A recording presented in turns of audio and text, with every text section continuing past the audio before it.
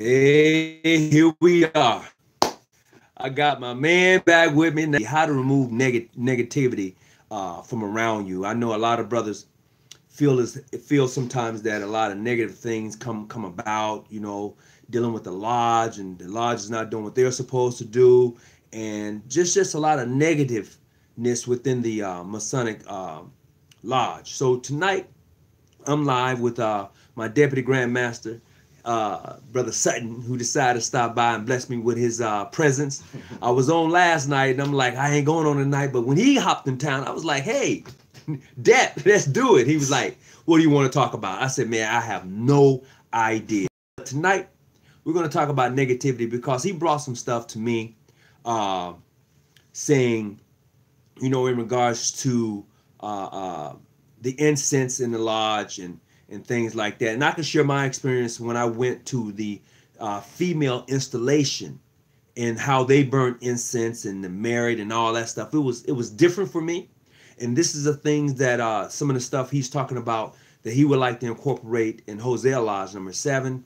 And, you know, we're going to see what it's going to turn out to be. So tonight, we're talking about removing the negativity. You know, how do you get past the negativity? How do you grow beyond that? Because a lot of times we find ourselves fighting uphill. You know, we're in a fight. You know, going to the lodge meetings and brothers not coming like they should. And you're trying to get out information to them and they are not there, but you can find them at the spot. You know what I mean, the spot. And then, you know, they don't want to come to lodge meeting dressed like they should. Now, granted, I would say that our lodge during the summertime, we have what you call dress down. We have polo shirts, black slacks, and shoes. Other lodges may not have that, but we have that because it gets a little warm here in California during the summertime. So, you know, unless it's a raising or initiation, as long as we're doing business, we dress down, and that's how we do it. So, you know, you might want to consider that, you know. But tonight we're talking about that negativity. How do you remove negativity from around you?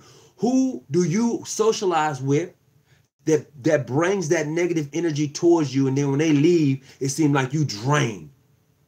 When you go to your lodge meeting, you want to have a good lodge meeting, but the wishful master, the junior warden, or somebody, they're not putting out good information. They're not giving lectures at the end of the meeting.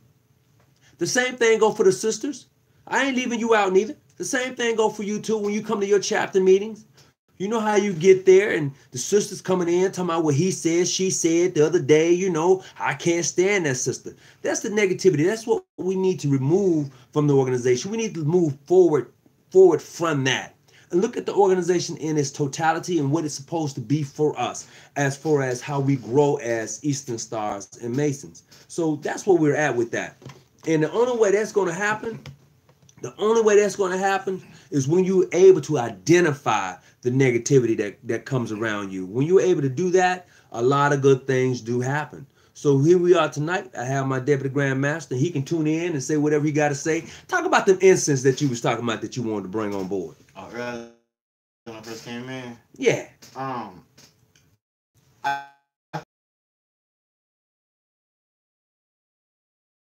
When the younger generation, per se, when they come into the Masonic order, there's something that they're trying to find a way to tap into whom they used to be. So anytime y'all say that John G. Jones is bogus or we teaching the wrong thing, the question is, what are you teaching? Do you have a sage in that back room spiritual cleansing your brothers every time you come into the room? Do you have their circle drawn? Do you have the pentagram drawn? Do you have your whatever spiritual cleansing that you do? You're supposed to clean these brothers when they come in. You come as you are, you get them clean, and then you go into the lodge room. So this way, any negativity that's on you when you enter the ceremony is gone. So what happens is you may look at the situation like, you know what, if you're not doing any of this, then think about how your membership may be decreasing. Mm-hmm.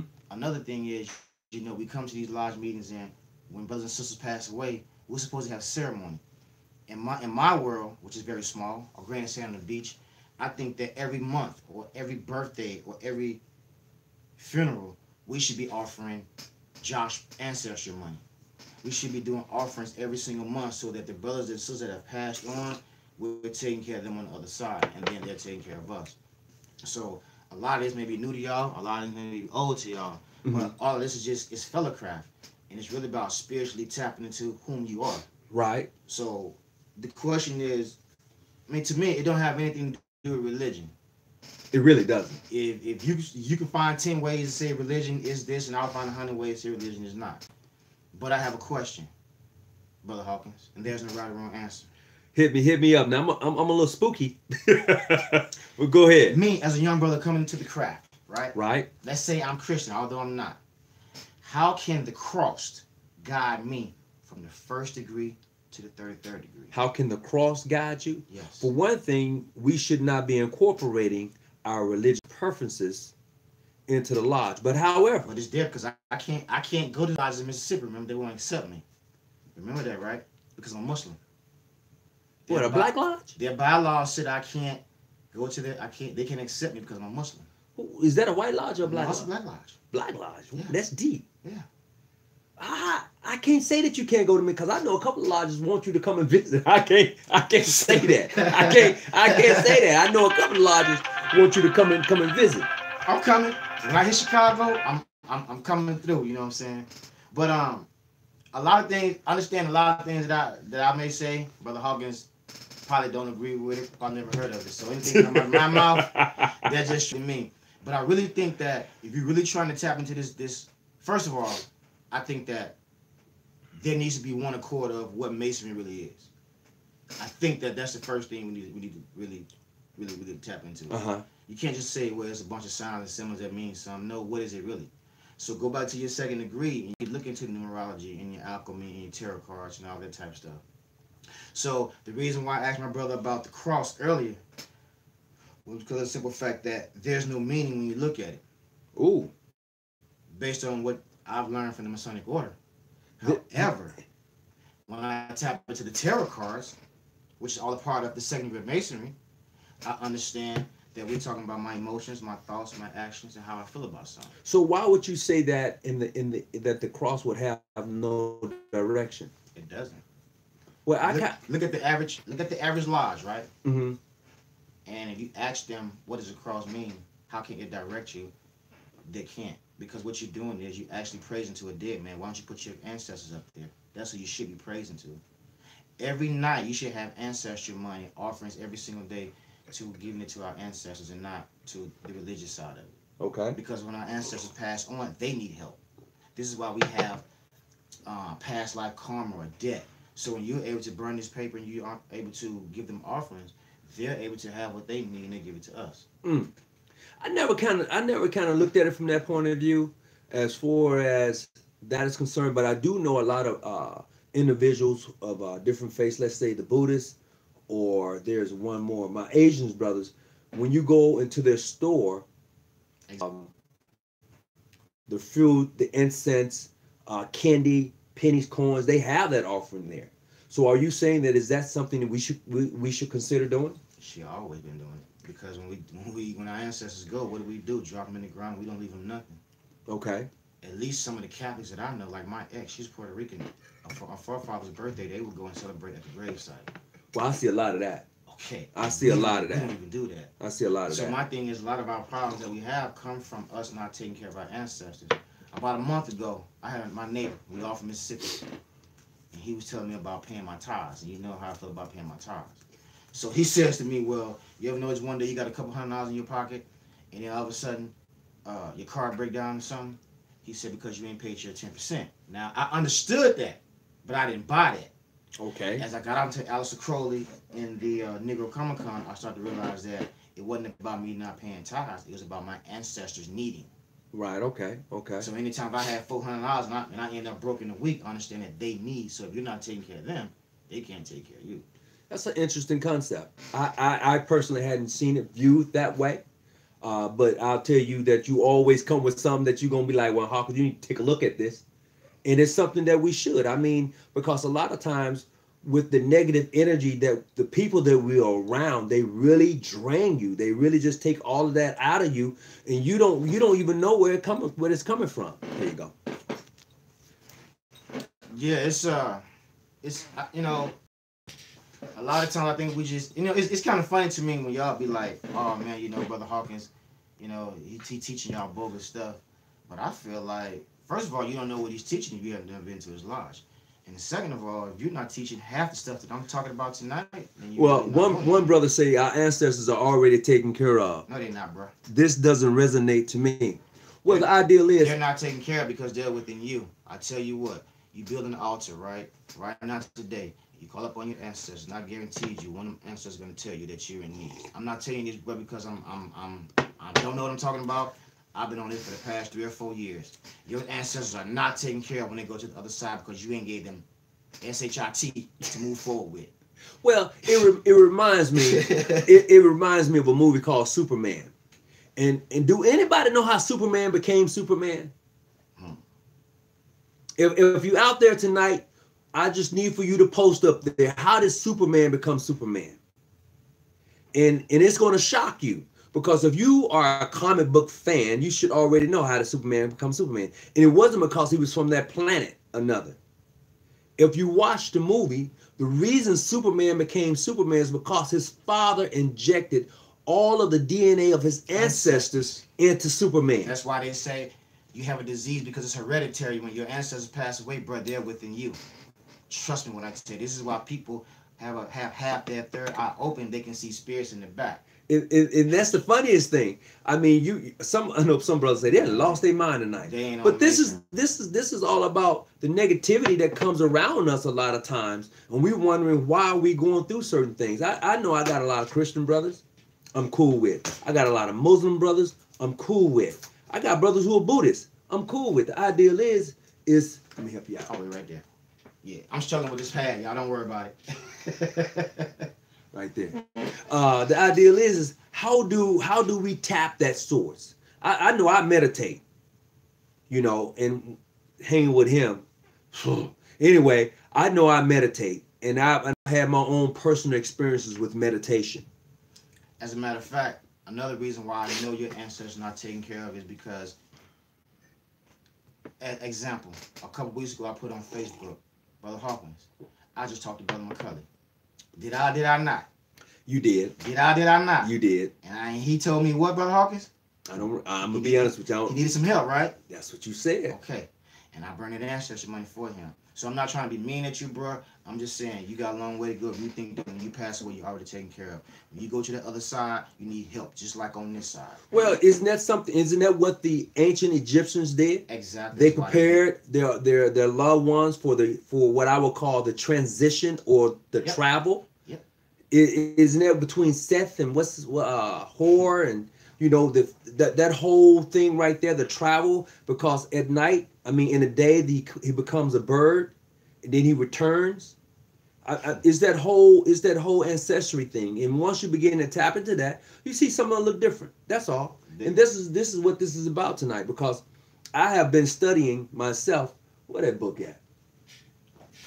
I've been studying myself a lot of the what some would say is the Masonic occult symbols and illustrations.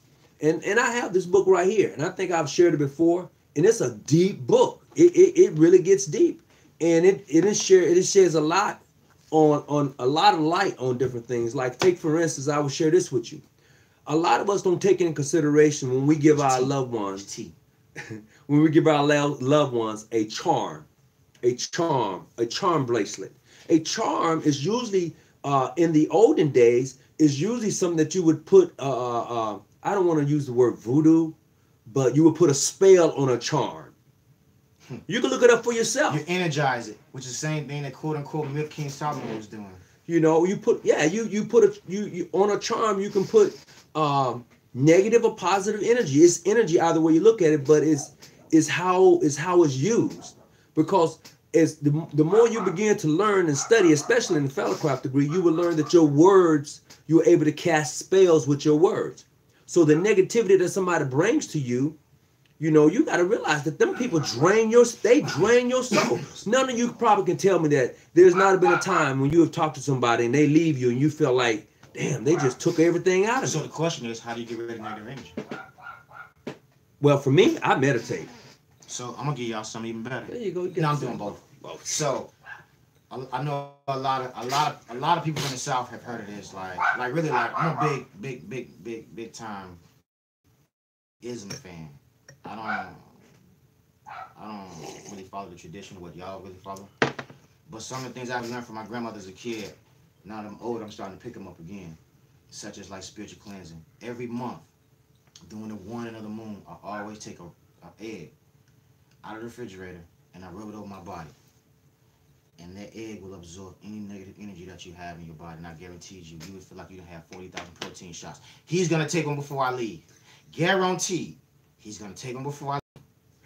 And I'm going to show him how to read it. Because once you do the egg, once you cleanse yourself with the egg, you break the egg in half with warm water, right? And it's going to have different designs. It's going to have bubbles. It's going to have webs. It's going to have this. So you get a chance to see. And somebody say, I can't stand Brother Hogs. I wish, yeah. You're going to see all of that within this cup. Whoa. See, so it's deep, man. You know, a lot of y'all brothers think, oh, what are they talking about? To be honest, I'm still second degree. I never leave second degree. Well, the second degree is so open. I mean, a lot of brothers, if they don't get into the second degree, it is just so open. Hello there, brother. Sister Jones. What's up, CJ? You know what? What's up, love? You better come on, girl. You better stop. We're talking about that negative energy. You know, how does that help to grow your lodge or your chapter? We're talking about removing that negative energy. And how do you go about doing that? I mean, Brother Sutton right here is breaking down some things that he used. I'm telling you, I like to meditate. You know, I've gone to the float spa. EMT? Yeah, I've gone to the float spa. I shower up, I go get in this tube, right? This tube, complete darkness, jet black, okay? Not only that, you float. I don't know how many of you have ever floated in your life. I mean, literally float on water. You literally float, and I've done it a few times. Let me tell you, when you leave, you don't want nobody touching your body. They call it the float spa here in California. They may call it something else where you're at. Tanks. You know, but them tanks ain't nothing to play with, especially the ones you can get in and cut out all the noise, complete darkness, complete silence. It is what's the word I'm looking for? Proof. Soundproof. It is soundproof. And I'm telling you, brothers and you sisters, you should try that sometime. You should try it sometime because there's nothing like it. I enjoy it. You know, go in, you come out, don't touch me. I don't need you to touch me because it's a different vibe. You got that different vibe going on. And don't drink nothing. Please, whatever you don't smoke or drink when you go to the float spa. You be seeing things. Yes. You want to be clear, so whatever you see, you want to be in your right mind. I see it anyway. The only thing about it is it doesn't really matter what phase, what mind state you're in. What you're seeing is deities in different form. Okay. So you can't be afraid because they're pretty much someone you knew in your past life or someone you know in this life. So, one of the things that I also talked to Brother Hogs about a while back was the fact that sometimes you can talk to me and I'm on one subject, and then the next day I've taken that subject to a completely different level. Yeah. A lot of us talk about the fact that I'm a Mason. I'm going to which direction? I'm going west. Okay, but they say they're going which way? They're going east. All right. So I came across some stuff a while back, and it pretty much broke down how Masonry is not Masonry. It's really geometry. Well, so for the brothers following me, when you came into the temple, right? You got a sharp pointed instrument on your left breast, right? Bruh, we doing too much. Okay. And then you got tapped somewhere else on the second degree, right? So we're gonna call that A and B in geometry, right? Okay, I'm following you. A and B. So then you're gonna go from a point to a dot to a line to a superfluity, right? Ooh. So repeat that again. From a dot to a line to a solid to a superfluity. Yeah. So those are your first 4 degrees. So it's really about range of motion. So, okay. So when you took that 2 off from the first 2 degrees, what you really said was, now I'm about to be in motion. Brother White said, Brother Tony, I'm going to have to get with you later because none of this resonates with me. No offensive intended. I'm out. Bruh, it's just a whole nother... Do your thing, bro. Get at me later. It's just a whole nother point of Freemasonry. Because we'll always look at it from the ritual point of view. People get mad about stuff they don't understand. However, Freemasonry is more than just your ritual when you pick it up. Since he said that, not really get crunk. I was waiting on somebody to do that. Now you really didn't So there. so Freemasonry is bigger than what we just see in the ritual, and a lot of times that's all we get. We go to lodge meetings, we open up, we close, no lecture giving. That's all they do. And it's bigger than that. So when someone is able to come around and break some stuff down as far as some things that actually occurs in the lodge and should occur, then some of us feel like, well, damn, I've never seen that before. Yeah, I've been to some lodges and I'd be like, I ain't never seen it before. It doesn't say that it's not right. You just don't do it. And this is why I say we practice a Americanized type of masonry. But trust me, if you ever leave outside the country, your Americanized type of masonry is not what they're doing. To that brother there, I don't even feel bad for you, but I'm gonna say this. You say you're a so-called Mason, right? This ain't Brother Hawk, this me talking to you as a man. You're not a Mason to me, because if you was to go anywhere else, if you was to go to Hindu, you go to any other temple, you couldn't even survive. Most of you Christians couldn't survive because you're used to the Bible. You wouldn't know how to be spiritually cleansed. You wouldn't know how to read the astronomy. You wouldn't know a whole lot of things. So you just go in there and look at the things and just walk around. Bro, you got a long way to go. And just for clarification, no, we're not going into anything religious. And that's the thing. Things that are holy is not religious. Things that are meant to be done are not necessarily religion. See, we put that in the religious category. We do that. Well, I'll tell y'all what. You take the cross, you pray to Jesus, right? And I'm going to take the cross, and I'm going to see the 5 elements of nature.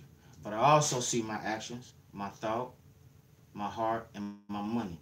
See, when y'all suckers out there playing cards, tonk, spades, y'all seeing y'all future in your hand and don't even know it. You don't even see. You can look at your hand playing tonk, playing spades, playing dominoes, and it's telling you what's going on in your future. All you gotta do is look at, pick out 3 cards in your hand, and it's gonna tell you your money bad, your emotions bad, whether you was working, whatever the case may be. I'm just saying, it's right there in your face. You play these games every single day. But everybody isn't ready for that. Well, brother, then take Christian, get out your Bibles, get out the Bibles, quit telling me I can't come to your jurisdiction because I'm a Muslim, and get real with yourself. Well, but see, here's the thing. We can say that. We can agree to that. I got you. You got me. But everybody, I've learned in this journey, everybody is not where. So in the process, I'm not going to lure to come down where you at. I'm going to bring you up.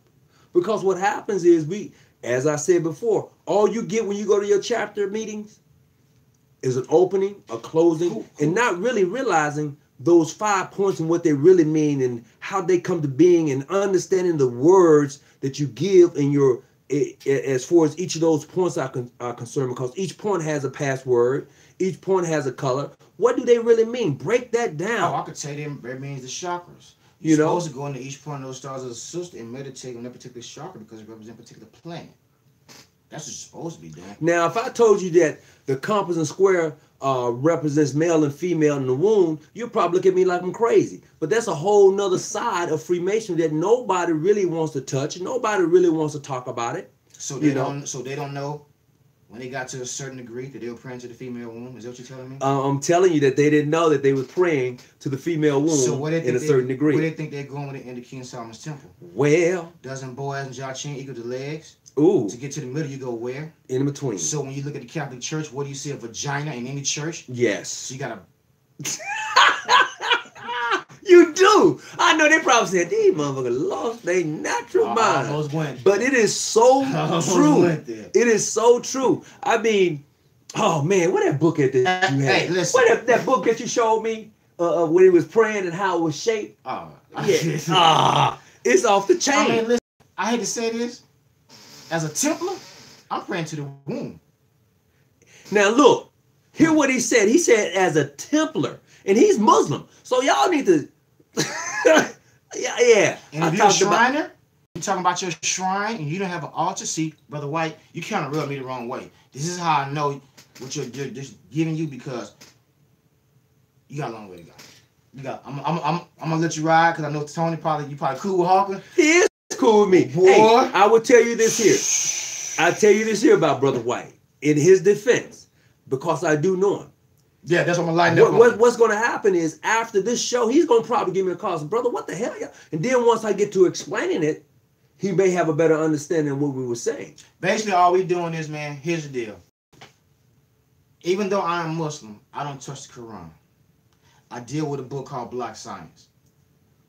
And I deal with numerology and the tarot cards and all of that. I don't follow the mainstream. So anything that I do, I consider it to be what I've been taught from my ancestors as alchemy, witchcraft, voodoo, whatever you want to call it. So you scared them dead when you said witchcraft. Well, that's what you know how we get. That's what King Solomon did, right? Didn't King Solomon have an altar? He did. Didn't he have incense? He did. Wasn't they making sacrifice with animals? They did. Then they're not doing anything different than, I'm just saying. Yeah, King Solomon did all of that, guys.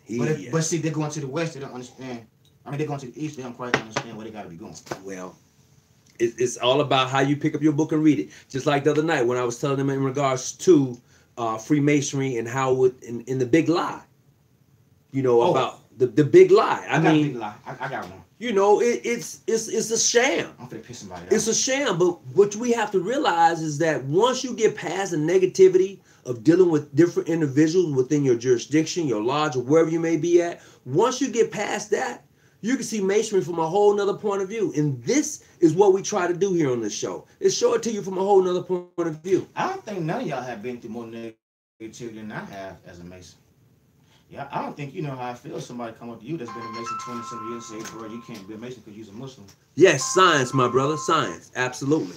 Absolutely. So look, if anybody want to call in tonight, they can just hit me up at 619-985-1184. And we can have this conversation tonight because I got my man right here, my Deputy Grand Master Eric Sutton. He's in the house tonight. This ain't no debate. And no, we don't debate. This is a discussion. We're gonna talk about some of the things that are not necessarily done in lodges. I tell you this, we went to a lodge meeting with our Hispanic brothers, and the way they do things is totally different than the way we do things.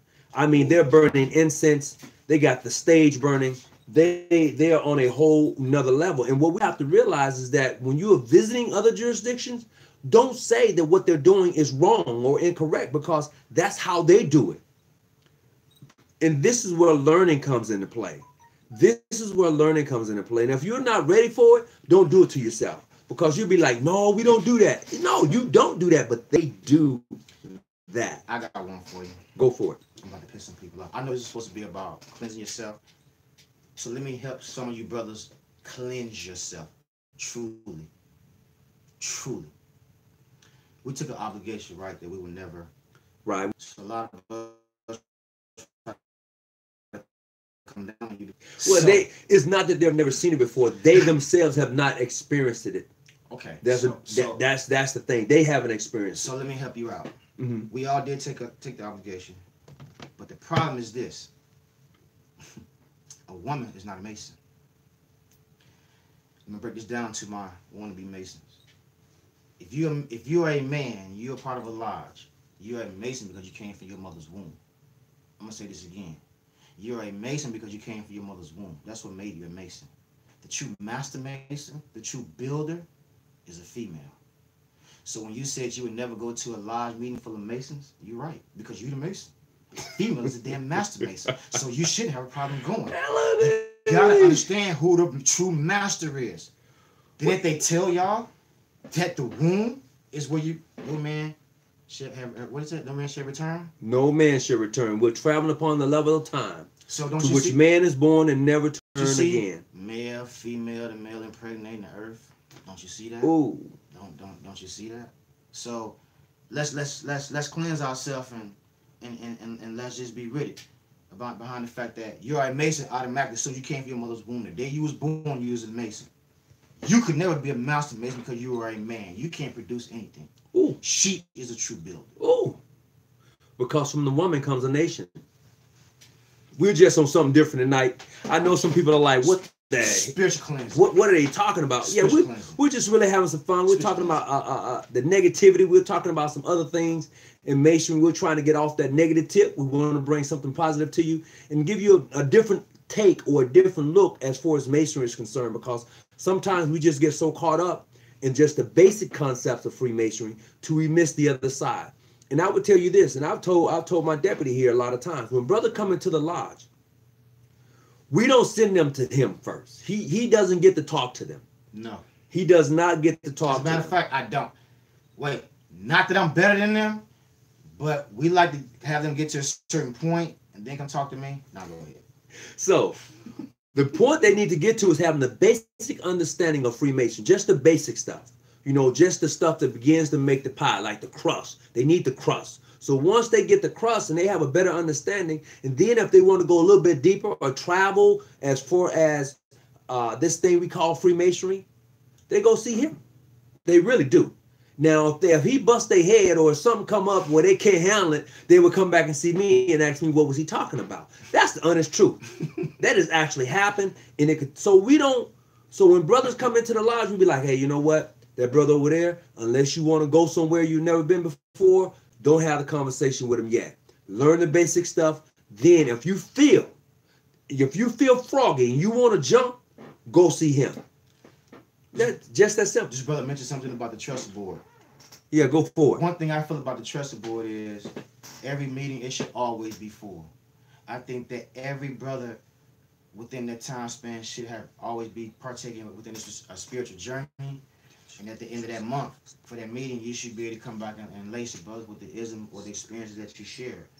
Because when it all boils down to it, you really need to start following the moon phase. You need to start following the magic. That's just what he just said. He said that the Trestle board explains all of this. Yeah, that's what made me tap into that. That's King Musa. What's up, King Musa? You might as well call in tonight, King Musa. You know what? You might. This. You like this? I know you do. So another thing. So earlier I tapped into the second degree geometry from the dot to a line from a solid to a superfluid, right? Mm-hmm. So that represents the first 3 degrees, first 4 degrees. But we also need to realize that we have plant, animal, man, and God kingdom. We have 4 different kingdoms that we never touch. So, a lot of times brothers be like, yo, man, brother Sutton crazy. What are you talking about? Some of y'all are parrot masons, meaning you just stick with the ritual. And I have to ask, how is that helping you? My whole thing is, I'm only a grain of salt on the beach, but I feel like some of the things that I do can impact a lot of people. That depends on where you are. But if you're not doing no meditation, if you're not dealing with your ancestors, burning Josh paper, if you're not following the moon phases, doing your candle magics, have salt around your house, if you Eastern stars are not having that pentagram with your altars there, if you're part of the order, you're supposed to have an altar. Sorry. If you have an altar, if you're part of the order, brother, sister, or Greek, aka Delta, it doesn't matter, because I'm Delta Mu. It doesn't matter. All of us should have an altar praying to our ancestors. But the problem is we get caught up into that, oh man, you know, the guy on the cross looked out for me, and that's what I pray to every day. And a lot of us don't understand the things that we're doing. You got it because of repetition. So, what's up, my man, King Musa? I shake God.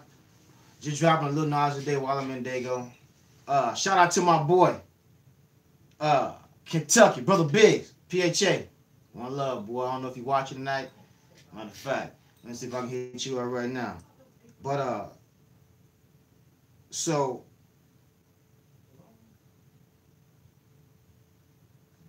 hold on one second, one of my clients. The radiator hose and the coolant reservoir is already connected. I tightened down the grill. Someone stole your mud flaps. I gotta take care of my client.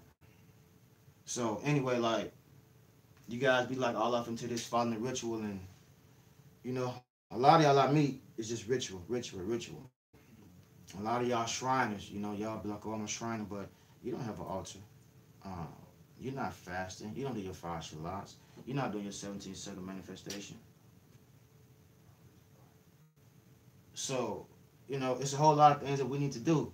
I have a lot of brothers tell me what I can and can't do, but a lot of stuff I do and I say, I just say it and do it regardless. But long story short, back to your ancestors, spiritual cleansing, that's what it's about. You really need to like get an egg or some sage, and just like once or twice a week, man, a couple times a month, because every week someone's always speaking negative against you. But one of the things, man, you need to stop doing is stop praying. Basically, in a sense, don't so much pray as to what you want, but you know how you feel when you was a kid when you got a gift for Christmas. that's the feeling you need to have when you're desiring for something, rather than saying, "Oh God, can you help me get this?" Because the English language, you know, is a low vibration. Um, Another thing you so-called Masons can do is this thing called sigils. You just get a piece of paper and you write out what you want, and what you do is you cross out every vowel, because the vowels weakens the vibration. And so when you take out all the vowels and all the double consonants, you're just gonna have a bunch of letters. So what you do at that point is, we call them sigils. So what you do at that point, you whatever word comes to mind from what you have, you can make that as a mantra. And you know, you can do that a few times a day. Like the Muslim pray 5 times a day to raise your vibration, and then you better get a lot of things that you want. So, what's up, Gabe? Man, I was just about to call you, but my client just hit me up, man. One love, boy. But so that's pretty much what we on. So understand a lot of things that I say, Brother Hawkins probably have not heard of it, and he may not even agree with it. So when you talk to him, just know this is me, them communicating, and not him. But he on the phone right now, boy. Hey, that's a busy man. So Gabe, what's good with you, man? I think I gotta call you back because you called me last, didn't you? So what do I want to talk about? What's up? Y'all got any questions, man? Just say so. I can go on and on and on. You know, if you don't, like some of you sisters, this topic was supposed to be about cleansing, but I guess we just gonna free flow this one. So some of you sisters, you really should have an altar. You really should have your pentagram, and you really should be praising to different deities. What? There is a book called the Negro Comic Con. It's a spell book. Witchcraft, voodoo, whatever it is. That's what we do. We're just gonna call it out there. And so what you do is, man, you tap into these older deities. See, the problem is, man, we deal with one deity. If this dude was my father and he got 10 kids, he can't give all those $50 a week. So if y'all been praying to this one particular person for all these years, he's drained. You got to deal with your ancestors. You got to deal with the different deities that are still alive and still moving. Brother said, what does he do when he cracked the egg? Hey, man, you know. You took that spiritual cleansing. You got your ancestor money, Gabe? Hey, I be on my boy. Gabe, no. One love my boy, PHA. We get love from PHA. Hey, y'all got love for me. I got love for y'all. So, in the whole thing, what we were talking about tonight. I was all over the place. Yeah, I was listening. I had to step outside real quick, but I was listening. Like, golly. Woo. Bro's on a roll. But the thing is that in Masonry, because that's where we're at. In Masonry, if you don't apply any of the things that you learn, the language, Masonry has its language. Masonry has its own alphabet.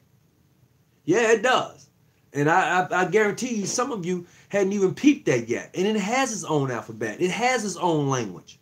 Signs and look, Masonry is so deep, you don't even have to know a brother to grip a brother.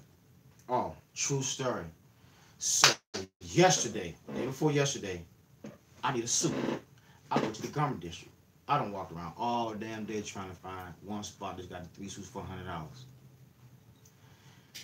On my way out the door, this brother, this dude, come out. Hey, bro, I got a suit, $40. 40? Right? $40.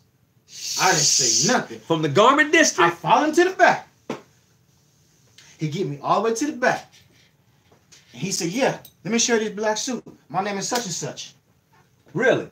He said, shh, don't tell nobody. That suit was $300. Dang. When I got to the front, that's what I'm saying. The garment owner district said, this suit is $300. You got your ATM card? He said, no. That suit is $40. Really? Really. And then he said, he showed up, boy, he said, oh, they're from a different country. And he shook my hand again. Uh-huh. And the suit was $40. And I must say this here. Brothers from overseas, they don't grip you like they grip here in America, by the way. No. Just so you know, they don't do that. And I be cracking up sometimes when they grip me. Because I'm like, that's not, and that's the thing. I can't force the way I was taught. I can't force that on them. If that brother is showing me some brotherly love, and he reaches out to grip me, and it's not the way that I'm used to being gripped, I go with the flow. Because that brother is showing me some love and some respect. Too many times we get caught up in the way we do things and forget that Masonry is bigger than where we at. I gotta go deep real quick. Hope I don't piss nobody off. You gotta go deep real quick. It was about spiritual cleansing yourself. So to my sisters out there. Ooh. Damn, I don't know where I want to go with this. The sisters. And to my brothers. The Order of the Eastern Star Sisters. A lot of my sisters out there, even here, you don't have to be in the order, just women in general. A lot of times, man, in order for you guys to keep yourself clean, you got to stay away from these knucklehead dudes. Oh. I'm going to tell you something. If you're dealing with a dude who got attitude, dealing with a dude who got negative energy, you go sleep with him, you're going to obtain that negative energy. Men, you've noticed at one point a female you knew was cool as hell. The next point she was crazy as hell. That's because she was letting those guys shoot that light that you're looking for up inside of her. Ooh. So she took on their characteristics. So you really need to start paying attention to who you're dealing with and what you're dealing with. You also need to get your woman what you so-called love, right? So-called love. And it's really not love. It's that spiritual energy, what you felt in your past life. Because before you was born, you had a choice. Before you was born, you had a choice. So you thought you were just one, but you actually had two. I'm listening. So your wife, that's you. Now look, I've been married for some time. That's you. And you know, I would tell you this here. I'm the only man that's walking the face of the earth that can put up with that. Because I want you to hear that. That's your female version of you. Another something I've learned in the past. A lot of times we say, friends love you, take care of you more than family. Mm-hmm. All right, so we're going to go on a deeper side of the realm. I know you just as well as I know myself, right? Mm-hmm. And energetically, we're connected. Okay. A lot of times, the people that we're friends with, that's our actually family. A lot of our family members don't get along with one another. Mother, father, sister, brother. So if you got a mother that you don't get along with, but you get along well with the grandmother, the mother just may have been a vessel for you to come here because the grandmother couldn't have a boy or whatever. People are related to you here, but spiritually you're not connected. Ooh. I went there. Ooh. So that's something that you know you could tap into. You can study that on the Ada Root Marker. All those different type of things. Yeah. But that's the thing. How many of us go that deep? How many of us really look at Masonry and say, damn, this is this right here is awesome. You know, and that's the thing. I don't think many of us actually do that for ourselves. We tend to miss out on what it is because we're so caught up in a lot of negative stuff that goes around. And it's time out for that. You know, the this and the that, I'm a this and I'm a that. The process is to build your lodge, build your chapter, be the best Mason and be the best Eastern Star you can be. If you can do that, then you're a Mason. You're an Eastern Star. The problem is they don't understand what a Masonry is. And they don't know what Masonry involves. Well, see, you take Masonry out, you say geometry, right? Mm-hmm. You take geometry out, and then you go to the thing that they're afraid of. Okay. So my thing is, how can you say that you're a part of a lodge and you're not practicing the esoteric side of it? You have to in order to try to get to the heights of where you're trying to go. So if you're still trying to study this thing under the ritual, you're never going to get it. If you don't understand that you're praying to the female womb, you're never going to get it. I don't care which degree you're Bro, when I found that out, I was like, oh my goodness. But it's all over the church. Look at the church window. It looks like a fat.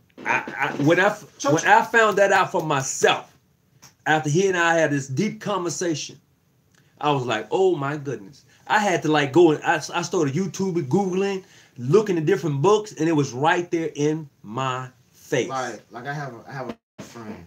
It's interesting. We're together. We just can't get along. We just cannot get along. But there is a bond. And the only reason why we don't get along because we both are alpha. But if one of us was to just let it go, then it's smooth. And I say that to say he said one of us to let it go. If apparently nobody wants to let it go. Exactly. But in hindsight, you know how sometimes you just don't want to give? Right. So you just go back and forth. Yeah. But when someone does give, it goes smoother. Yeah. So to make a long story short, men need to have something in which they can. We need to stop laying down and having kids with the average person and start having Christ-like children. Ooh, he said Christ-like children. Did you hear what he said? So you need to get a heartbeat up. You so-called love people. That feeling that you have, that's not love. That's an energy that you feel that when you're around someone. So that's the energy what you need to have. Though you need to maintain that. And so you need to learn how to get with someone who can just look at you and breathe. Because you're supposed to be spiritual. Breath means chi. Chi means spiritual.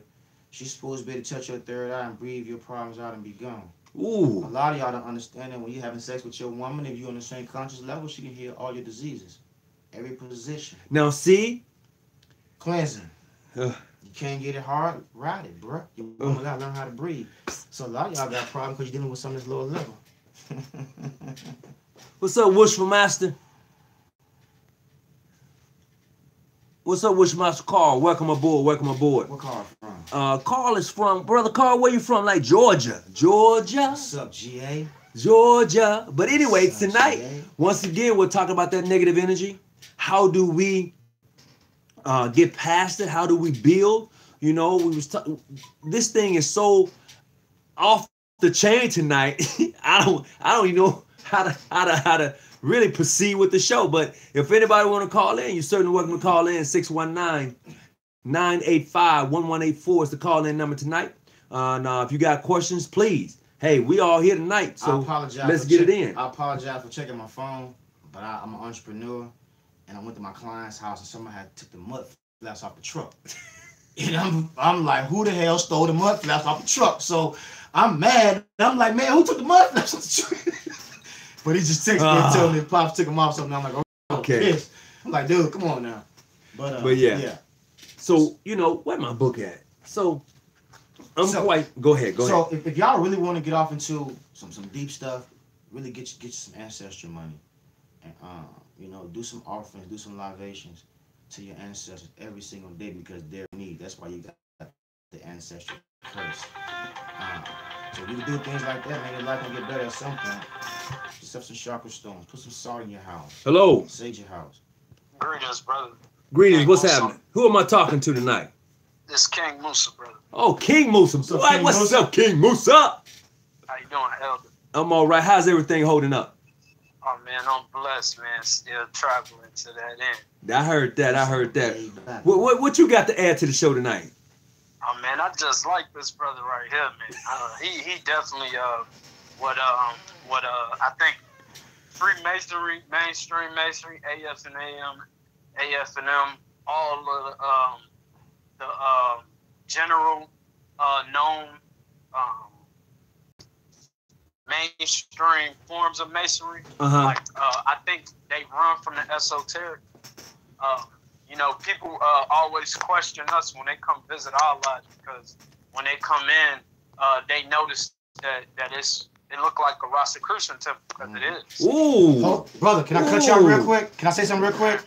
Yeah. For you people that do not know, your first 4 degrees of your Masonry, plant, animal, man, God, kingdom, Rosicrucian. That's all I'm gonna say. Keep going, brother. Oh yes, sir. That's what I was saying. I hate you breaking the alchemy down for sure. Cause our lodge is. Well, y'all gonna make me add something to my tea tonight. Yeah. Our lodge is definitely esoteric lodge. We specialize in the teachings of all the esoteric sciences based in Rosicrucianism from the foundation from John D up. So anybody who's familiar with the Rosicrucian order knows that they released the the Rosicrucians is the Rosicrucians are very known for releasing public esoteric information, especially the interpretations of the esoteric perceptions of Christ, the Bible, Solomon's Temple, King Hiram of Tyre, Nimrod, etc. And even stepping into the esoteric teachings of Hinduism, Al-Islam, when you get into Buddhism, when you get into all of the forms of isms, let's just put it like that, Rosicrucianism within itself encompasses that. All of them. It encompasses that. It's funny. So the fact... Go ahead. Yeah, so the fact that the brother was... hitting on that is very important because I think a lot of people don't understand that the only reason, and I just want to say this, then I'll yield. The only reason that I think a lot of people don't understand the importance of the Rosicrucians' influence in the development of what we know today as modern Freemasonry is because it's dwarfed by Masonry. So what they did was they incorporated into the college degrees, which are the 18th and 19th degree. Okay. So when you go into those 2 degrees, if you actually study them degrees, you'll be in them degrees for at least a year. Trying to understand some of that stuff, because the thing about being a Rosicrucian is that you are not bound by any religion. Well, that would go the same thing with Freemasonry, that you're not bound by any religion. However, on the flip side of that, one brother was posting, well, you know, you guys are going into religion. But we add that word religion into it because we don't quite understand the formality for which we are dealing with. So we want to throw religion into it. I think that every fellow craft should actually tap into. They do for our jurisdiction. Okay, just so y'all know, our jurisdiction tap into a lot of information. At first, I was kind of leery about how I was able to put it out, because I come across a lot of brothers that, for example, you guys are familiar with the Hammer Biff story, but you don't know the whole story. So I had to go to the higher degrees, and what I did was I made sure every master Mason in my jurisdiction knew the whole story. So you couldn't come to the West Coast and they don't know the whole story. Now, yes, it is part of the higher degree, but that's still a master Mason.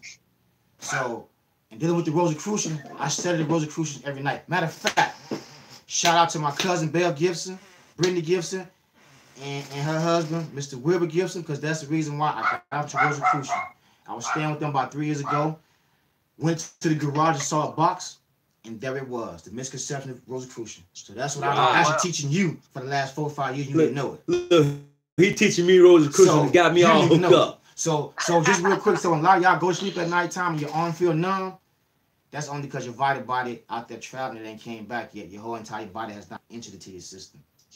Now, I'm going to tell you, there's some truth to that. Let me tell you why. Have you ever been asleep and you feel like somebody's on your chest? They said a witch is riding you. Yeah, sleep paralysis. Right, that is sleep paralysis. What happens is you wake up, but your inner being is like, no, I ain't moving.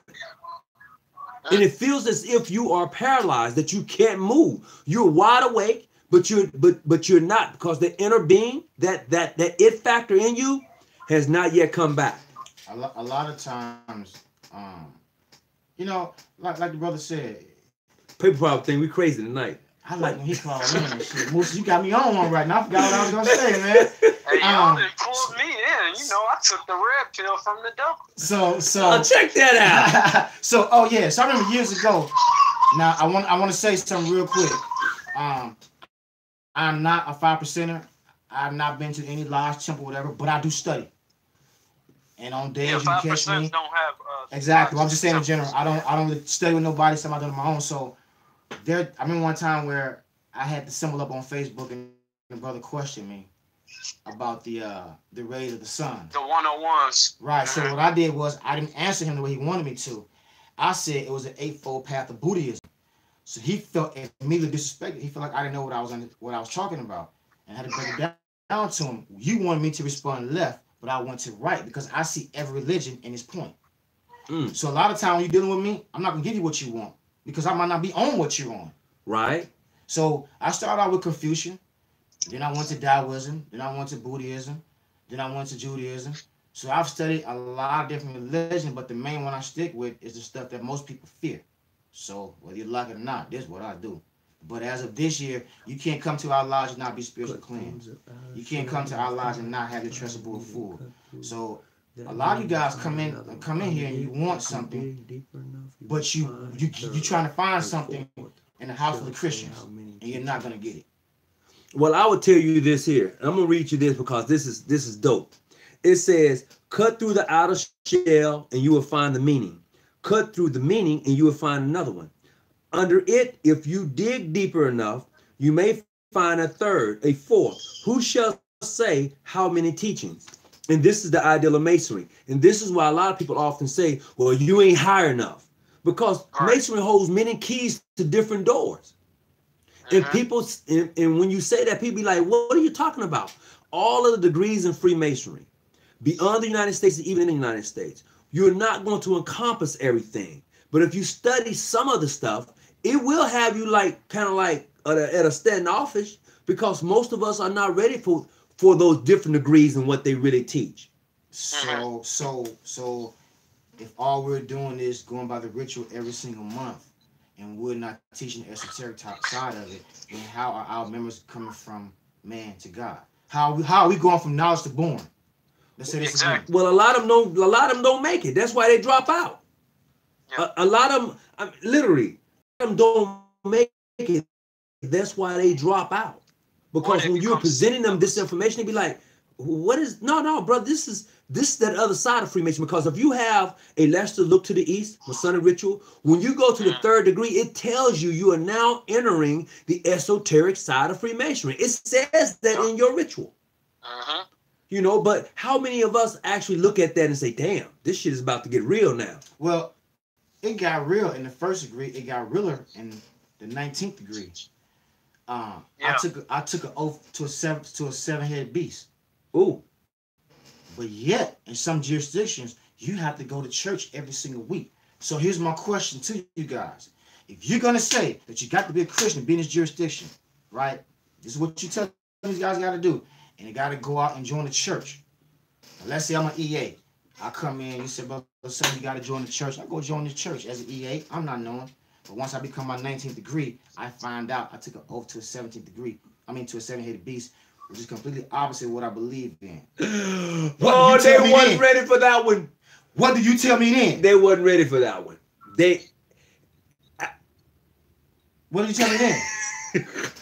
Shit. They wasn't. Or what if Brother Musa? Or what if I said that Allah, Jesus, and Satan was the same person? Bro, people ain't ready for that one. Why not? Because here's the deal. They're saying that you're bogus. They've never been to your lodge. They've never heard me teach. Yet, you're a Shriner, and you don't know who you praying to? Ooh. You say you're a Shriner. You went to the devil's past. We on spiritual cleansing.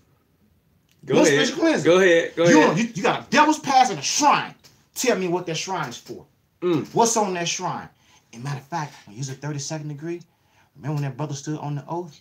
Then he had to lay his head down. Then his head get chopped off. That's a sacrifice. Let's cleanse the spirit. Quit playing with me. Woo. Quit playing with me. See? Every degree is a sacrifice. Every degree is an offering. Every degree you're praying to the ancestors. Every time we send you up, we're offering you to God.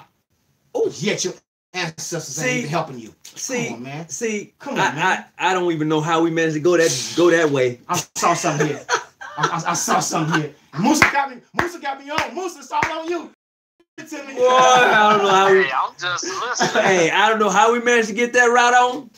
But that's why I say in some cases Freemasonry can be spooky to a lot of people, because they don't go and read those other degrees. They just take them and they just take them. It's like it's cool. Let's talk about the sisters. Okay. Amaranth degree, right? All right. One of the most profound degrees there. It tells you in a degree, welcome to the esoteric side of the world. 98% of your sisters already fail because you don't have patience. See, if you really want to progress in Masonry, it's really about your personality and how you elevate in life. It ain't about you coming into the lodge and saying this stuff verbatim. You're supposed to be able to progress every week. This is why I'm going to say this. That is true. I'm going to say this way. Because over the last few weeks, my business has increased because I tapped into something. Finally, after 10 years, I tapped into it. So if you're not progressing in your personal life, you waste your time as a Mason. If you're still tripping out every time somebody says something to you, you still fussing and cussing every time somebody says something to you, you're not occupying your mind useful knowledge, and you're not going to make it. I don't care who you are. I said that. You're not occupying your mind with useful knowledge. You're not doing it. You can't pray to your deity every single day and then get mad at everything that goes on. You gotta have polarity. Gotta have it. This is why some of y'all still talking about this damn dog with the red collar, which is Sirius B. Ooh. A red dog? Did you say a red dog or a red collar? Black dog with the red collar. Oh, black dog with the red collar. So to my sisters, on Fridays. You should be doing a ritual to Venus every single week. And here's the other side of that. When you get into these upper degrees on the Scottish Rite side, each one of them represents a sign, whether it be Sagittarius, Virgo, whether it be Leo. It represents a sign. Well, when I wrote that, my wife is a professional astrologist. That's what she do for a living. Oh, okay. Yeah, she can read persona charts. She can read natal charts. She can read energy charts. Really? All she need is your birthday, your time of birth, and the city you were born in. And one of the things that I notice a lot of brothers do run from astrology, because my wife's an astrologist. I understand astrology and astronomy, astrophysics, and things like that are my forte. So I study into those very deeply. But the reason is because when I met her, she was so into astrology. So long story short, me being born Muslim, peace out. It's man, assalamu alaikum. So for me, it's haram to study witchcraft on the western side. But if you are a Muslim, if you're a Muslim from the continent of Africa, especially if I'm talking about if you came from Nigeria, Uganda, Somalia, if you come from the Fulani tribe or the Eritreans or the Ethiopians, you've definitely dealt with some form of Ifa. Yep. You've definitely dealt with some form of Candomblé, Orishans, Santeros. So yeah, and I initiated into Ifa in 2007, but I hold the title of an Ajay Dokita because Chicago, we had the world's oldest occult store here. Meaning, we had the oldest store here that's ever sold magic material and didn't get burnt down by the Christians. Yeah, brother Musa. You in Chicago? Yeah, I'm in Chicago. Hey man, look at here, man. I'll be back in a few. Man, look at here, man. Hey man, my family, man, 71st and Lakeshore, bro. Man, okay, yeah, over east by the lake. Yeah. Ready by the golf course. Yeah. You know where I'm at now. Yeah, I'm from out west. I got you. I'll be over there because that's where I temple with. I got clients over in the 90s, over there by the little hospital, the Christ Hospital, Avocado, whatever it's called. I got you. Yeah. Chicago, huge. Yeah, that's all the way. Yeah, that's like an hour and a half from me, but I know exactly what Don't even trip. You good. Yeah. But that astrology is very important. Like me, for instance, I was born April 28th. Okay. So I'm a Taurus, but my moon sign is a Libra, meaning my emotions, the way that people interpret my emotions, they interpret them. The way I display my emotions allows people to interpret them as me being a Libra on an emotional level. And my rising sign is also a Libra.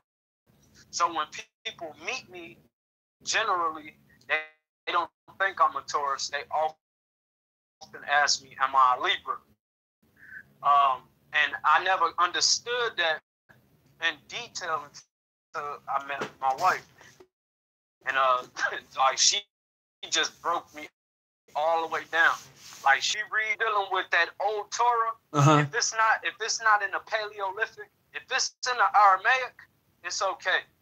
But if it's not in the Paleolithic Hebrew, or the Amharic, it's very, to me personally, because I study the linguistics, like that's actually what I teach in my lodge. Like I told you last time, like that's what I do. I'm the grand lecturer, which means I take the position of a chaplain, a lecturer, and I take the position of a linguist in Rosicrucianism. That's and deep. I teach the brothers how to speak Arabic, read Arabic, and write it, and then I teach them how to read Hebrew, write Hebrew, specifically Aramaic and Amharic, and I teach them how to pronounce the words phonetically, doing the science of the flame, speaking the Hebrew words into the flame, and showing how they flicker to the exact shape of the character. This is a science that they do, that they teach you in And the old teachings, this is a Babylonian thing. This ain't even got nothing to really do with the Judaic doctrine, but because during their exile, they took a lot of those customs with them. That's a lot of the stuff that we teach. But then again, that's a whole nother science. Hey, Musa, like the brother said, you'll remove the veil from a lot of the religion, and you won't see the religion. You'll just see it for what it is. Hey, Musa, right. It's funny you brought that up because earlier when Hawkins was on the phone, I talked about sigils. Oh, yes. Because you know the English language, of course, the vibration is low. So I was explaining to them how, you know, rather than praying, slow down, bro. Slow down. So just say you desire something. You write a sentence, you take out the vowels and double letters. And whatever you have, you make it a mantra. So a lot of times, man, we just got to tap into what we are afraid of, man, and just really get back into it. And another thing, I am an Orisha. I represent Ilega in Ogun. Oh, okay. Yeah. Of course, I'm a mechanic. So with that being my trade, all my tools are carved with Ogun. I'm a child of Ogun too. Yeah, y'all rule my head and Ilegua rules my feet. So you should, not to cut you off, but you should go to your Babalao and ask them to give you a full body reading. So that way you can find all the Orisha, because you know it's over 8,000 Orisha. Yeah. So you could find the ones that rule your primary organs. That's how I'm gonna tell you a secret. At least 2 times a week, around 2 in the morning, my ancestors direct me to at least 2 different gods. I tapped into the book called the Negro Comic-Con, right? Negro Comic-Con. And it's dealing with these ancient deities. And typically when you run across something that you're attracted to, that's who you are. But I know at the lowest form, I'm a man. At the highest form, I am Ra, because that's my name. My name is Eric. Eric is physician. I'm in Ra. So that's my highest form. But in between that, there are some deities, dwarfs, mermaids, all of that in between. This one I want to talk to you about real quick. So, a lot of y'all go out on vacations, and I just want y'all to try this. Get this book called Negro Comic-Con, or tap into the voodoo world or whatever you need to do. Stop buying these security systems. What you need to start doing is doing rituals before you leave your house. Brother Gibbs said, how many of us did they just go over? You need to stop getting these burglar alarms for your cars and your houses, and just start praying to these older deities like Anubis. They're there for protection. You need to put these dwarfs, these mermaids, these That's the same thing the Catholic. That's the same thing the Catholic Church do, but they don't tell you. You put this stuff on your property. Am I right? Yeah. King Musa. Yes, the Catholic Church specifically canonizes spirits. Yes, they do. You can become canonized in your death. Like, for instance, in my house, I have an actual altar room. So on my YouTube video, I do too. When you see me in the background with that big tapestry of Ganesh, right? That's my house. You said Ganesh?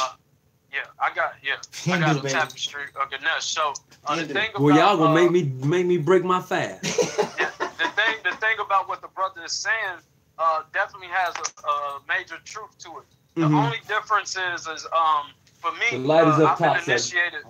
I've been initiated for 9 years, and when I first initiated into Haitian Voodoo and Hoodoo, at first, I was skeptical because I actually initiated during the time when I was taking Islam real serious. But to be honest, I initiated because my imams and my ulema at the mosque, they wanted me to learn all of this stuff so I could teach the people about the jinn and all of that. So they wanted me to go because I was the only black person at the time at my mosque that held a position of teaching. So I went, I initiated, and I fell in love with Haitian Voodoo. And I did. And I'm not going to say that it made me denounce Islam, but technically I'm a kafir, or a person who is practicing haram. I'm practicing an unclean form of life because I'm associated partners with Allah subhanahu wa ta'ala. But that's only to the ignorant. But once you become initiated, you learn you're not actually praying or worshiping the deity. What you're doing is you are becoming in tune. This is why proper name pronunciation is important. This is why the only way to truly read the Quran is to read the Quran in Arabic. If you have not read the Quran in Arabic, you have never read the Quran. And I stand on that statement as a fact. Let me add something too. And a lot of y'all praying to God. A lot of reasons, the reason why y'all not getting a lot of blessings because you don't know his or her name. If you want Tony Hawkins, you got to say Tony Hawkins. You can't say, hey. That's why it is very important to, when you have prayer in your lodge, you don't just, you actually say to the grand architect of the universe. The reason you do that is because you are summoning or you are identifying the creator, period. Not just one, but many. And y'all probably saying, what is he talking about? I'm talking about when you go into your lodge and you open with prayer. Actually, it's not in the name of Jesus when you end your prayer. It's actually in the name of the grand architect of the universe. And who is this? That's a fact. Who is the grand architect of the universe? The grand architect of the universe. No, Musa, don't go there. He got me on spot tonight. Who's the grand architect of the universe? Okay. I thought you was asking me. No. He trying to put his past grandmaster. I'm stuck like a cat trying to get out of water. Hey, so in actuality, man, you know, listen, if that way, but I think in actuality, if you was to ever go, let's say you was to go deal with the Voodoo Masters. Like, I came across Voodoo Masters years ago. Shout out to my boy Kahil, Brian, K's Cuts. One love, boy. Was in his barbershop off El Cajon Boulevard one day, and his Voodoo priest came in. My suit, he read everybody in the barbershop. He got to me and he said, your energy way too high. I can't even see you right now. Wow. And to this day, so he took me to his room or whatever, and I saw the square. They call it the Lorange, but we call it the square in the compass. So he and I was talking. He said, I like the Lorange. He gave me a grip. Then he gave me another grip. He said, well, I can't talk to you because you don't have the last grip. Yeah. And when I gave him the last grip, he said, you're a master. I said, yes. But I didn't get the master from Masonry. I got the master, I got the grip from witchcraft. You see what I'm saying? That's how I was able to tap into the voodoo side of the world. Well, yeah, because I'm glad you said that, because what a lot of people, like I was telling this to the Elder Tony last week when we spoke about the 3 degrees that you initiate in under Haitian Voodoo in particular. It's always when you can Google any picture of Baran Samdi or Metkafu or Papa Legba, because Ilegwa and Papa Legba are not the same. So I know y'all hear me saying certain words, but those deities are not the same. But the thing is when the Haitians came from West Africa, in particular the people of Akan, they came with the god Anansi first. And when the people of the Congo came, the Niger Congo of Nigeria, the Benin Empire, after Mali was conquered, that's when you start getting the Orishi. So what you get is the first settlers that settled over there in Haiti, the Dominican Republic, Puerto Rico, and all through there, in the Americas. What you get is the children of Anansi. Then you start getting the Orishi. Now, once the Orishi come in, you get the development of the Lawa, which is the Haitian Voodoo part. Lawa are the spirits or the representation of the Ori. These are the physical representations that you see. So, like when you see in the movies, like they always try to make the Voodoo spirits look so evil. But the thing is, you have Petro, right? And then you have Rada. The Rada is the cool spirits. That's the blue house. Okay. And then you have the Petro, which are the hot spirits, which is what the brother was saying. That's why the brother said he couldn't speak to you, because he had to take you into the room, because the sacred symbol of Papa Legba is the square and the compass. And it is. So is that safe to say why? I'm sorry to cut you off, but is that safe to say why? That's why every psychic sees me, they look at me and walk away. I'm not gonna say that. But what it could be. Or they'll just say, I can't read you, basically. No, what it could be is because this is the thing. When you tap into energy, frequency, like when you tap into that energy, like you said, you can't get Brother Tony's attention by saying Robert. You have to call him by his name. So the spiritual energy is recognizing you, not the physical person. So when they not actually speaking to you, it's the inner self that's recognizing you. That's the contact your spirit self is having with the person. Sometimes the person don't even know they looking at you. Wow. True story. And that's an actual fact. So neuro-linguistic program teaches this. Dianetics, if anybody ever studied Scientology, and a plethora of other schools of thoughts encompass the way that the reality is shaped by the way we think. And this is a holographic universe. You know what? That is so true. Let me tell you why. Because I tell my daughter, I tell my wife all the time, don't mess with my reality because I built it. I built this reality. Yes, don't come and mess it up. Yeah, that's why you are my son. That's why you're a Mason. That's why you're Mason. Don't. Not a Freemason. I like that. Not a Freemason. Not a Freemason. Yeah, not a Freemason. Because that's different. I got it. A Mason by right. A Mason by right. Right. All right, hold on, Musa. This dude want to know what we think about Memphis Rice and Masonry. Bruh, do you not see this? Yeah. Not you, Musa. Not you, Musa. Do you not see this? This is Memphis Rice and Masonry, bro. 90th. He's a 95th. So, you want to talk about it? You want to talk about air, wind, fire, earth? You want to talk about... You guys made him get out of his seat for that one. You want to talk about your woman to have a heartbeat of 168 beats per second, have a Christ-like child. You want to talk about Venus being a comet. You want to talk about how the binary numbers from the computer system equals how God broke himself or herself down. What do you want to discuss, bro, about the Memphis Rice? Not you, Musa.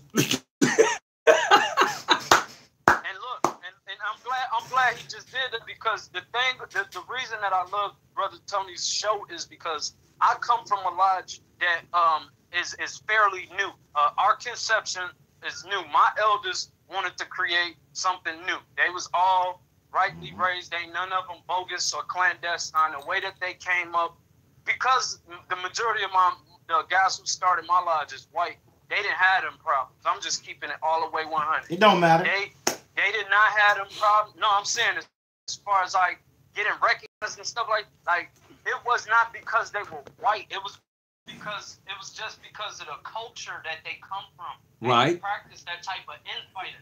So when it came down to them saying we want to combine our elder who passed, he was black. He was a super well-known Rosicrucian, but he was also the sovereign grand commander of that jurisdiction in Nebraska. So when they came to Chicago in 2013, they was honoring him and his Rosicrucian teachings more so than his effect on Freemasonry. And when they got the lodge and they got recognized and all that stuff, that's when they introduced the idea to link it with the Rosicrucian. And I had a part in all of that. Like I had a part in writing the manifestos. It's because I've been studying Rosicrucianism for almost 13 years. I want to add something. So to you Templars, you are not a complete Templar until you are Rosicrucian. Your Templar cross, you have some things that are missing. And you don't get that until you become a Rosicrucian. And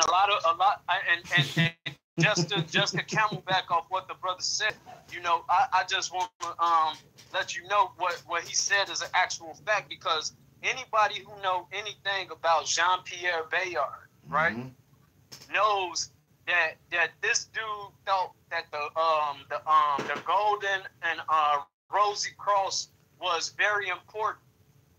Okay, and when you get into Christoph van Waldner and Gerald Johann Rudolph and all of these guys that came from France in the 1700s, this is before the establishment of Grand Lodge of England.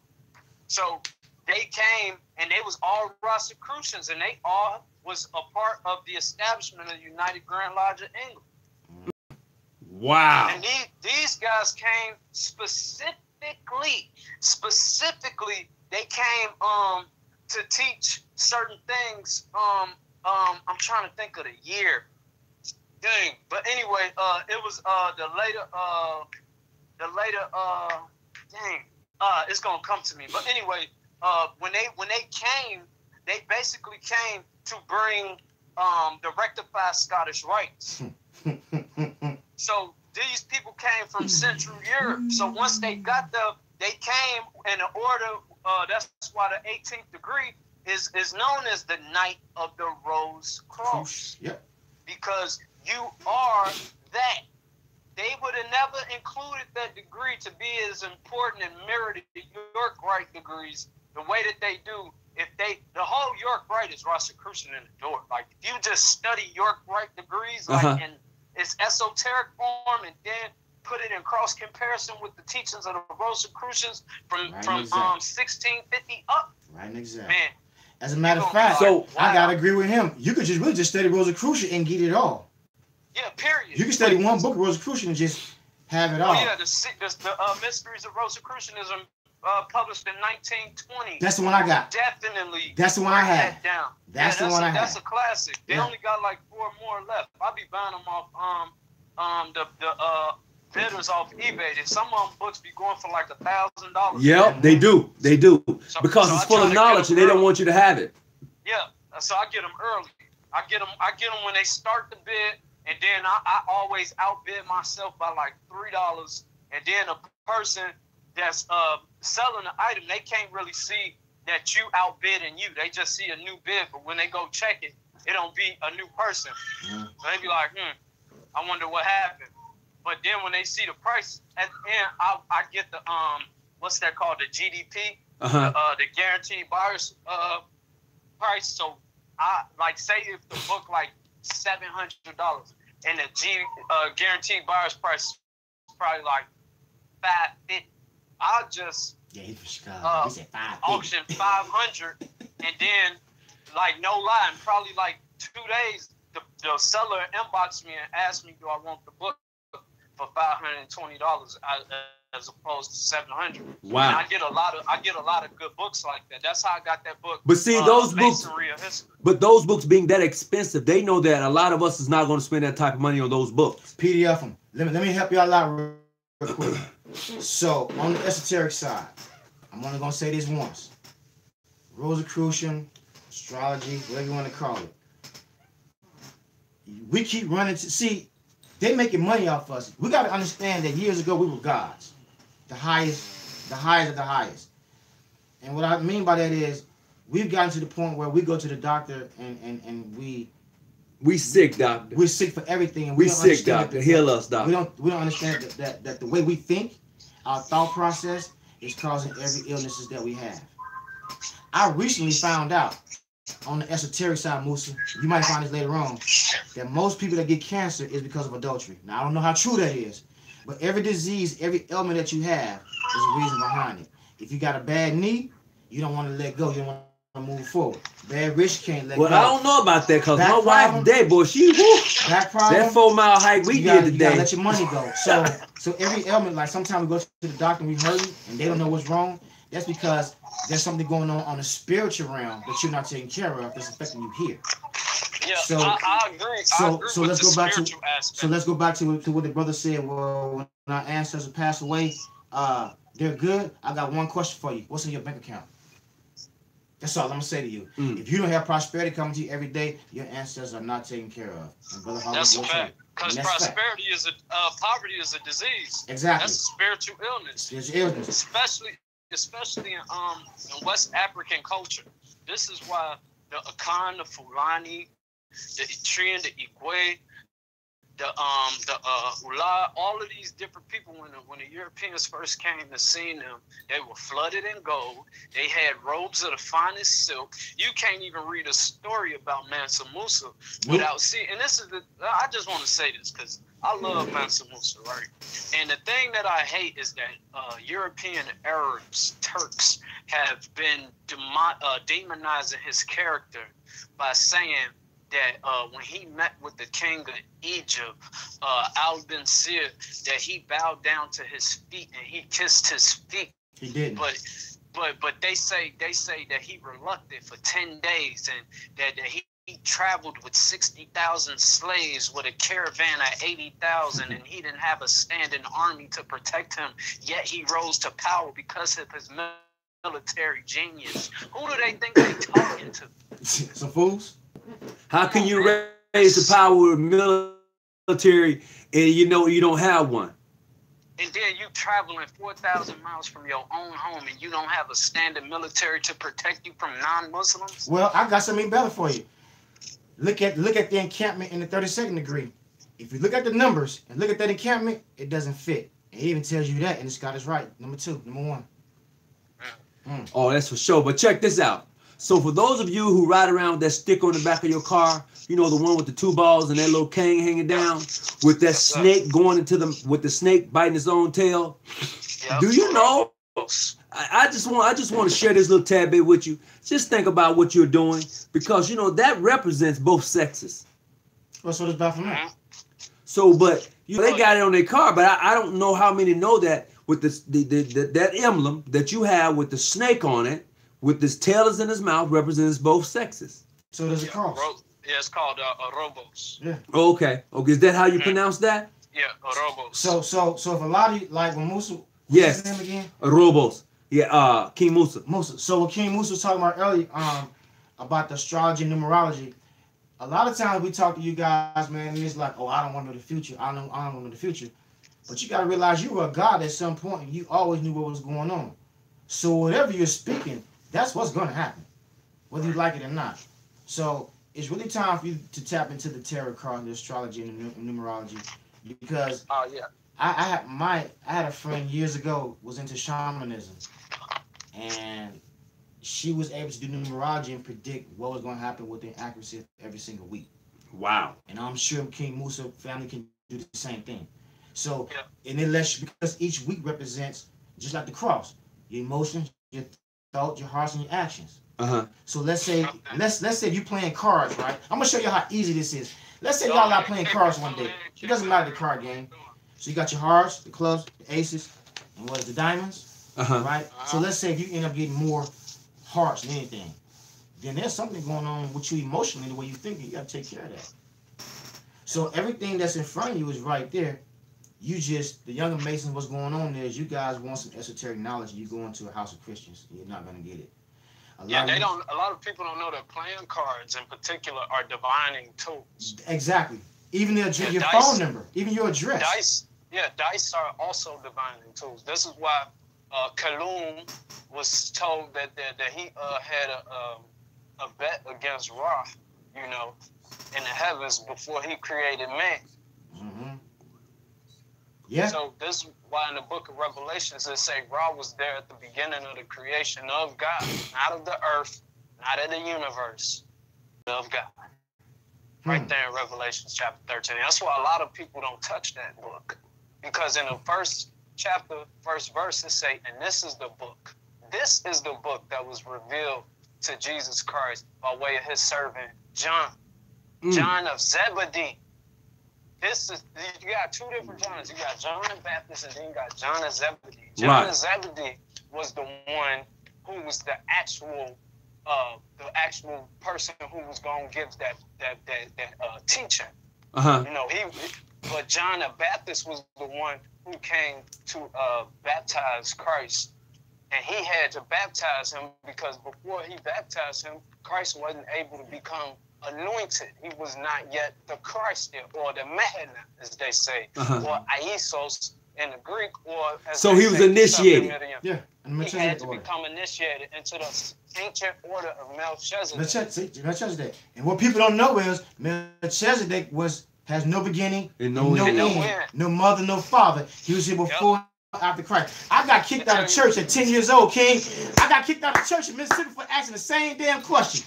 My grandmother could barely read, right? So I would read to her every night the Bible. And I asked her the question. She said, go ask the preacher. And I questioned the preacher. You said Jesus was almighty, but I see right here, Melchizedek. I got kicked out. And that was my introduction to the world of religion. So look, guys, I appreciate everybody coming on tonight. We've been on here for about 1:30. You know, we've been rolling. So I hope that somebody has gotten some out of this. You know, this is about that negative energy. And we went completely esoteric on a whole lot of levels. Well, we clean ourselves. So, this won't be the last time we do this whenever he's back in town. So, King Musa. Appreciate you, bro. I appreciate you. Thanks for calling in. I really appreciate what you had to add to the show tonight. always bring that flavor, brother. I appreciate you. Thank you, Elder. Thank you for having me, and thank you again, brother. Hey, no problem, man. What we need, man. Just keep that light shining. Oh yeah, we got to. We got to do it. Yeah, so we're gonna get ready to sign off tonight, and as always, what I always say, huh? What I always say? Keep the lights on and stay out them bushes. You damn right, stay out the bushes. You know it, you know. So yeah, definitely. So everybody enjoy yourselves. I appreciate you. We're gonna sign off and keep hope alive, as they say. I'm out. AFAM, John G. Jones.